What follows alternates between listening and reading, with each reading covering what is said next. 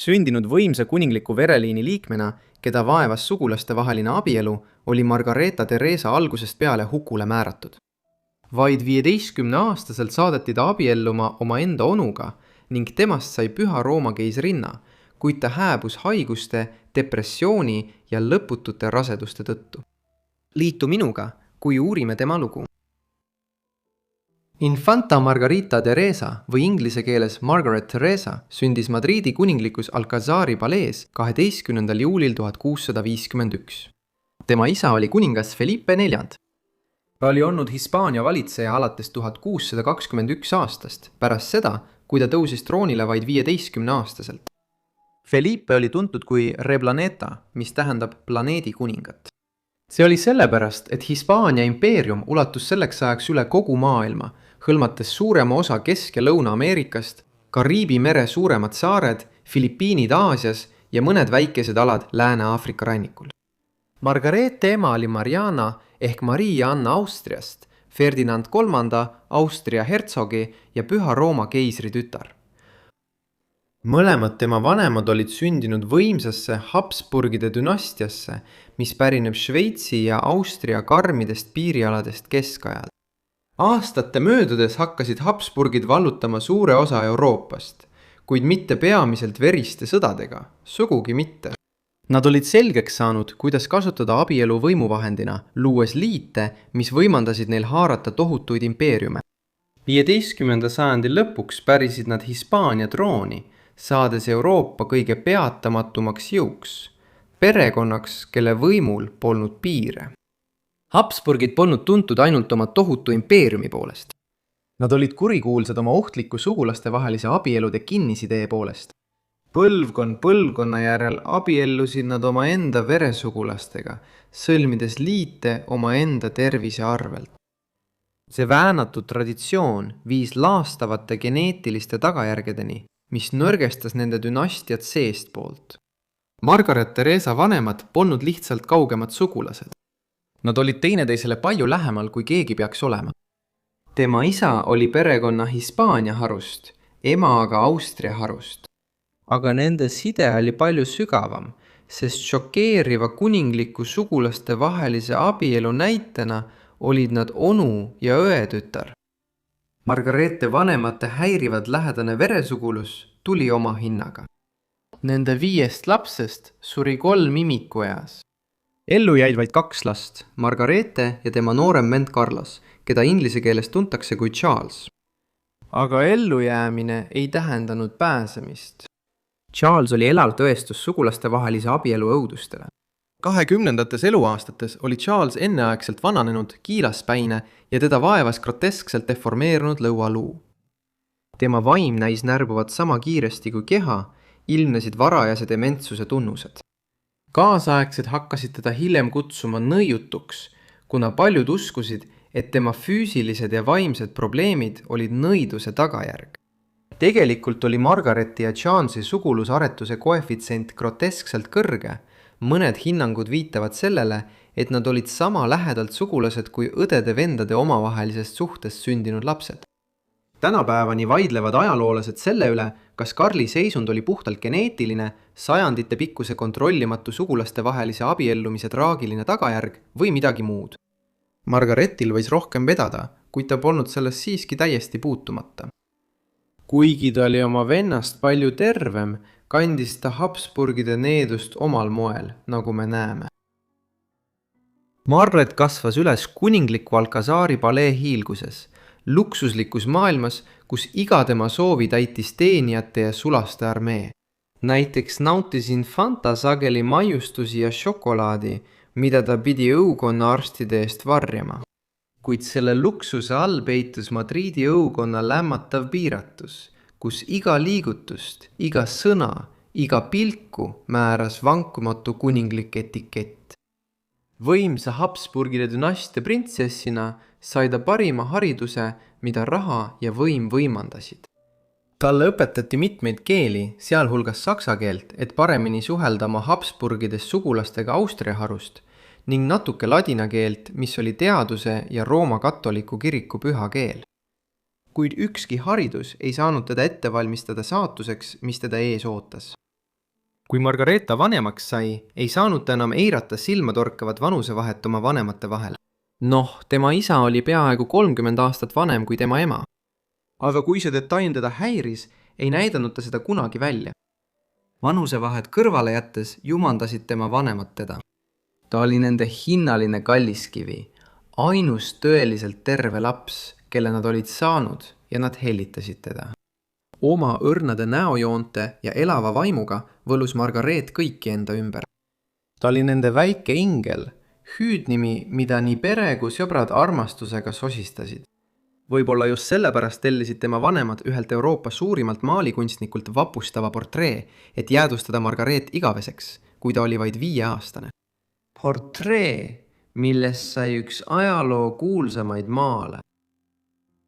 Velasquezi maali tunti kunagi nime all La Familia, perekond. Täna nimetatakse seda Las Meninas, mis tähendab õuedaame.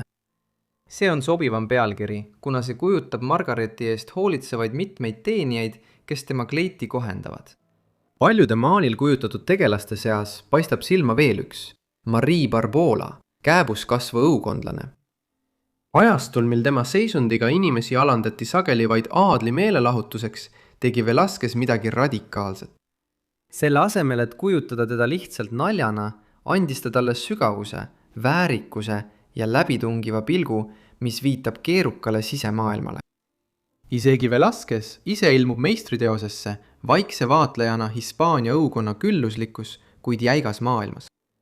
Teisi inimesi on näha maalidel ja peeglites teoses Las Meninas, sealhulgas Margareeti vanemaid.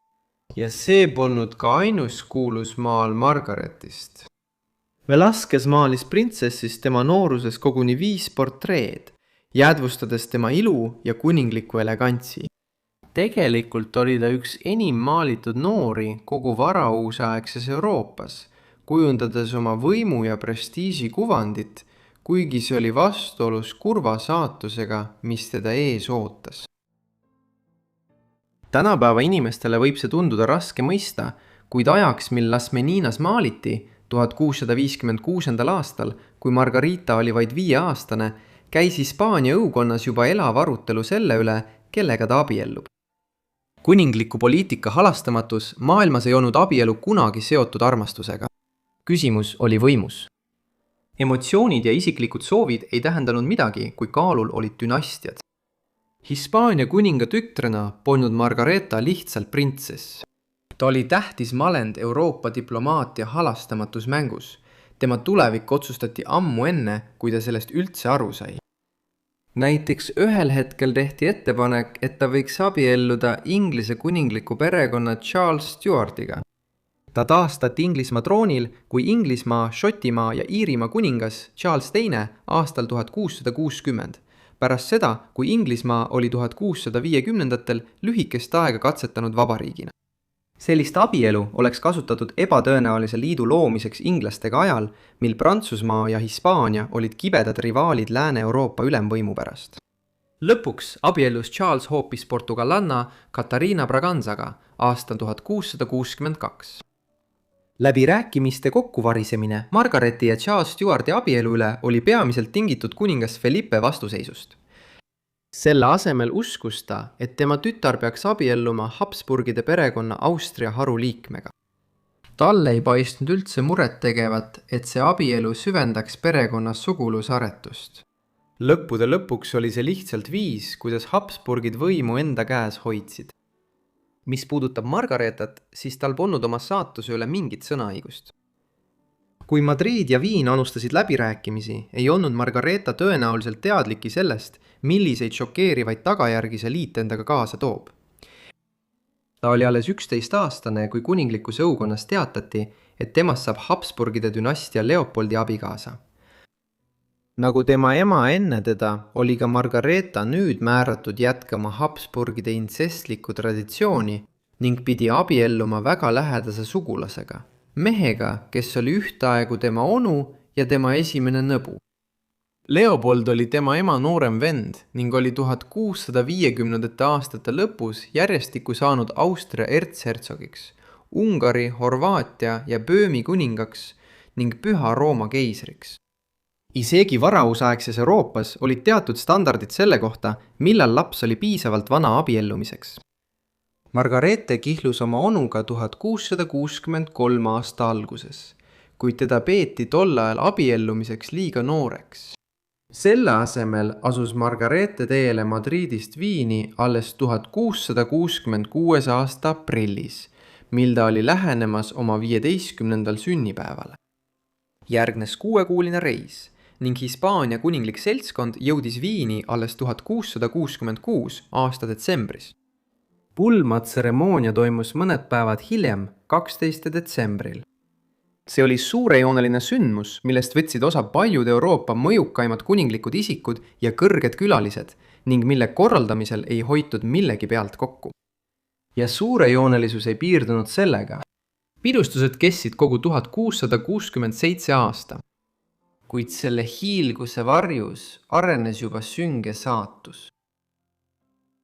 Elu Viinis oli omapärane ja mõnikord oli see Margareti jaoks raske. Alustuseks oli tal ja tema uuel abikaasal kummaline abielu. See võib tänapäeva inimestele üllatusena kõlada, kuid nad ei püüdnud oma lähedast veresugulust eirata. Ta kutsus teda tegelikult onuks. Vaatamata sellele ebatraditsioonilisele onukorrale said nad siiski omavahel hästi läbi.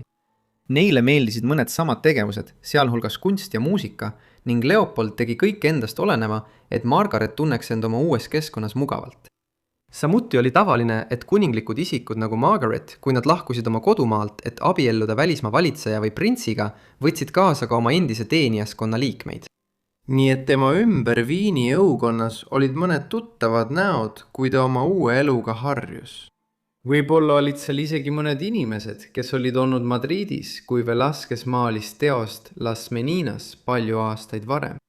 Sellest hoolimata tundis Margareta endiselt suurt koduigatsust, hoides kinni oma Hispaania juurtest ega teinud suurt midagi, et oma saksa keelt parandada. Aja möödudes hakkas tema kunagine õrn ilu tuhmuma. Ta jume muutus kahvatumaks, näojooned väsinumaks ja iseloomulik Habsburgide lõug tuli üha enam esile. Abiellul oli ka teisi probleeme. Margareta jäi Viini saabudes peaaegu kohe rasedaks ja sünnitas 1667 aasta septembris poja, kelle nimeks pandi Ferdinand. Kuid ta elas vaid 3,5 kuud ning suri 1668 aasta jaanuaris. Nende õnn näis pöörduvat järgmise lapse, tütre Maria Antonia sünniga 1669 aasta jaanuaris. Temast sai ainus Margarete lastest, kes ellu jäi. 2 teisel nii hästi ei läinud. Poeg John Leopold sündis 20. veebruaril 1670, kuid suri traagiliselt juba mõne tunni pärast. Teine tütar, Maria Anna, elas vaid 2 nädalat enne, kui suri 1672 aasta veebruaris. Ja selle aasta muster oli märk tulevasest. Margarete keerulised rasedused olid osaliselt tingitud tema enda terviseprobleemidest. Kuigi ta oli lapsena palju tervem kui tema vend, tekkisid tal siiski mõned terviseprobleemid aastatel enne Viini saabumist ja pärast seda. Kui ta 1666 aasta lõpus Austria pealinna saabus, hakkasid inimesed seal kiiresti tema sagedaste haiguste üle märkusi tegema. Mõnda aega pidasid paljud vaatlejad seda pideva rasedusest tingitud pingutuse tagajärjeks. Vaid 6 aasta jooksul pidi ta taluma 6 rasedust, sealhulgas 4 elussündi ja 2 raseduse katkemist, millest igaüks jättis ta nõrgemaks ja masendunumaks kui varem. Kuid aja möödudes sai selgeks, et mängus oli midagi veelgi kurja kuulutavamat.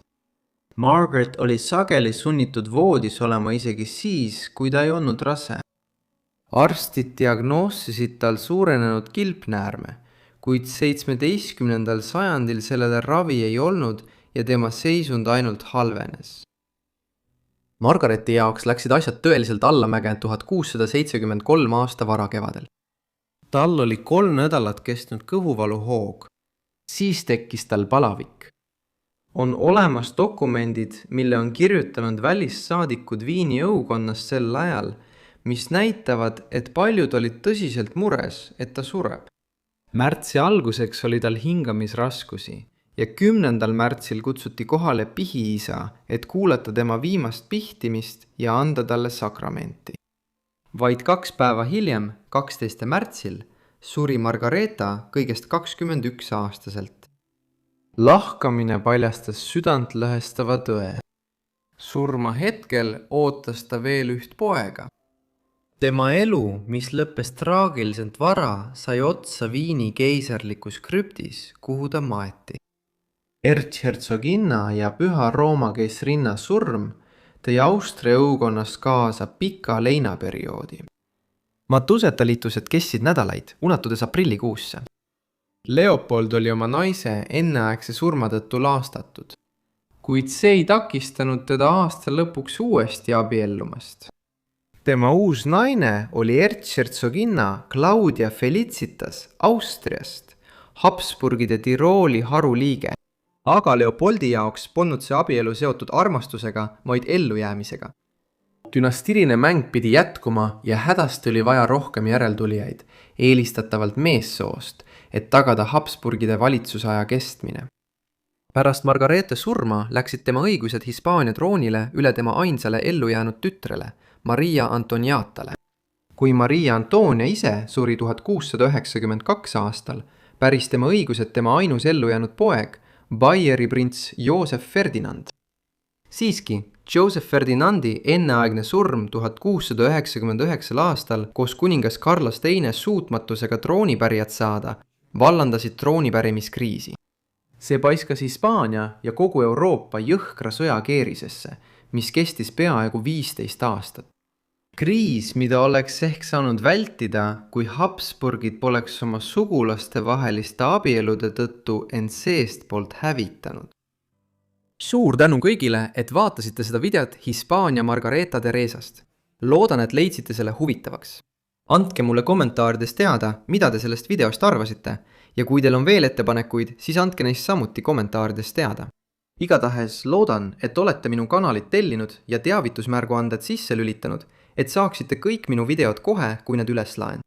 Igatahes, see on kõik minu poolt ja kohtume järgmises Forgotten Lives osas. Aitäh!